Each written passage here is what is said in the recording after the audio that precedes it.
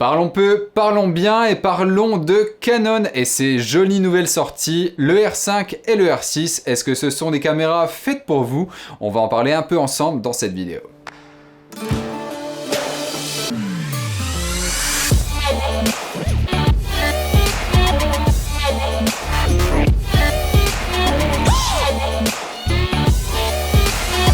Alors voyons ensemble les caractéristiques de ces deux caméras. Dans un premier temps, on va jeter un œil aux caractéristiques communes. Alors ce sont deux caméras qui seront plein format, capables de filmer en 4K, 10 bits, 422 et en C-Log dans tous leurs modes. Donc c'est vraiment impressionnant. Là, Canon a balancé la sauce et en veux-tu, en voilà. Tenez, on vous donne tout ce que vous voulez, faites ce que vous voulez avec. Et en plus, autre features à ne pas sous-estimer, les deux appareils auront un écran pivotable et également le capteur stabilisé qui serait même meilleur que celui du GH5. Maintenant, parlons des quelques différences entre ces deux caméras. Le R5 est capable de filmer en 8K RAW.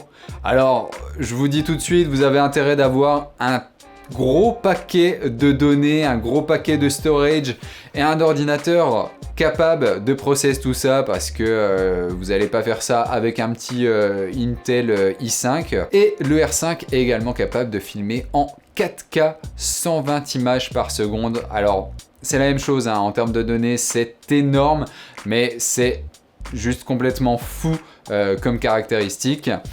Il faut également mettre en avant sur le R6 le léger crop qu'il a. Il a un crop de 1,07.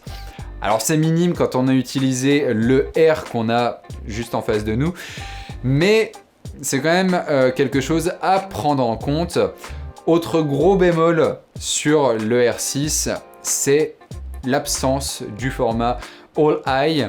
Alors c'est un format de codec de compression qui était présent sur l'iOS R et qui sera présent sur l'iOS R5, mais il a été complètement zappé sur le R6. Alors il y a beaucoup de monde qui a crié là-dessus, parce que l'IPB c'est un format de compression qui est beaucoup plus compressé, et donc ça veut dire des fichiers plus légers, donc ça c'est un bon point, mais ça veut dire également des fichiers beaucoup plus gourmands en termes de process lorsque vous allez passer sur votre banc de montage.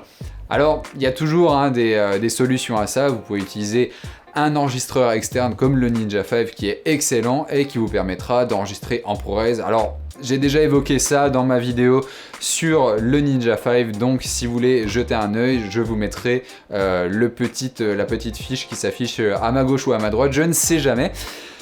Bref, maintenant parlons des choses qui fâchent et du sujet qui a déchaîné les foules sur internet, la surchauffe de ces deux appareils. Alors, le R5 et le R6 vont surchauffer. C'est pour moi vraiment pas une surprise.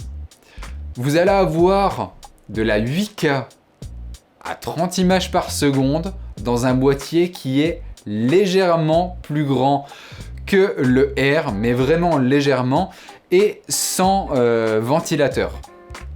Vous attendez quoi? Vous attendez vraiment avoir une caméra comme une RED dans un form factor d'un GH5? Je pense qu'il faut revenir sur Terre et il faut se dire que ce que Canon a accompli déjà en positionnant sa caméra avec de la 8K, c'est énorme. Vous n'allez pas avoir 30 minutes de 8K, mais qui va utiliser 30 minutes de 8K aujourd'hui? Je vous le demande. Eh ben, je pense très peu de personnes. La première chose, il faudra avoir le stockage, comme je vous le disais juste avant. La deuxième chose, il faut être capable d'en avoir l'utilité. La 8K, c'est très bien, mais tout le monde n'en aura pas l'utilité, tout le monde ne pourra pas l'utiliser sur des montages. Et je pense que c'est quelque chose qui va être utilisé par parcimonie. Ce qui est également le cas avec la 4K 120 images par seconde. Personnellement, je filme de moins en moins en slow motion, mais je sais maintenant quel plan tourner en slow motion. Et je pense que les gens qui vont utiliser cette 4K à 120 images par seconde sauront également l'utiliser dans les cas utiles.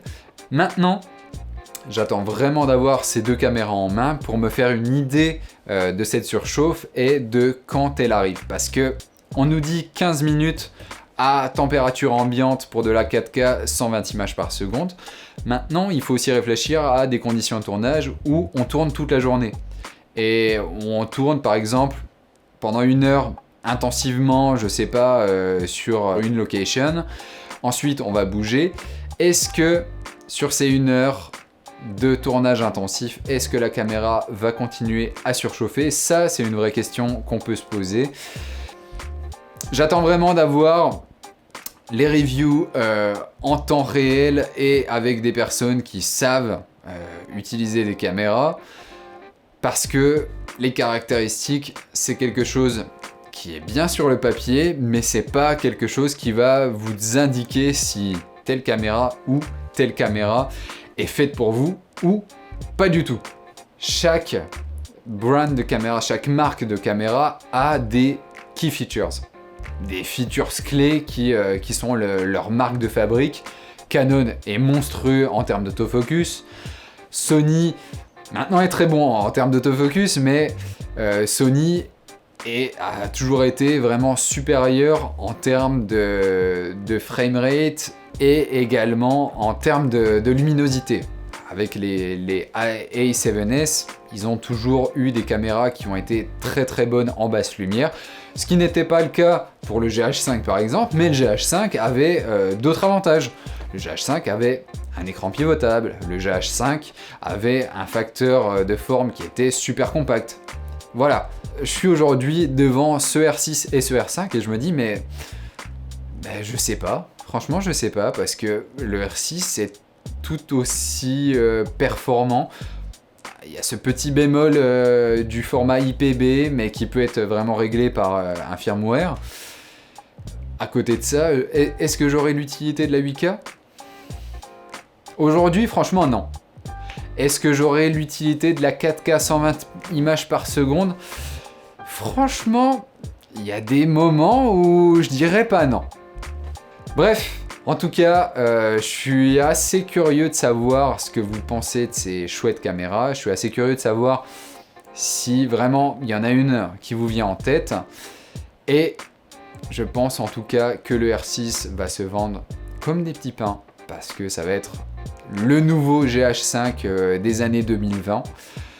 Et j'en attends quand même beaucoup. J'attends vraiment de l'avoir en main, celui-ci, pour le tester et voir si le R5 vaut cette petite différence de prix quand même, à 1300 balles, c'est pas à négliger, hein. C'est quelque chose qui est énorme.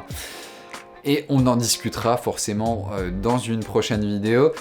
N'oubliez pas de mettre la cloche sur les vidéos, parce que je sais que beaucoup ratent nos vidéos et me disent mais attends, mais j'ai jamais vu passer tes vidéos dans mon feed, etc. etc. Et ben, activez la cloche et je pense que vous aurez plus l'occasion de voir passer nos vidéos dans votre feed. Bref, j'espère en tout cas que la situation s'améliore un peu en France et on se dit à très bientôt. C'était Loïc. Bye!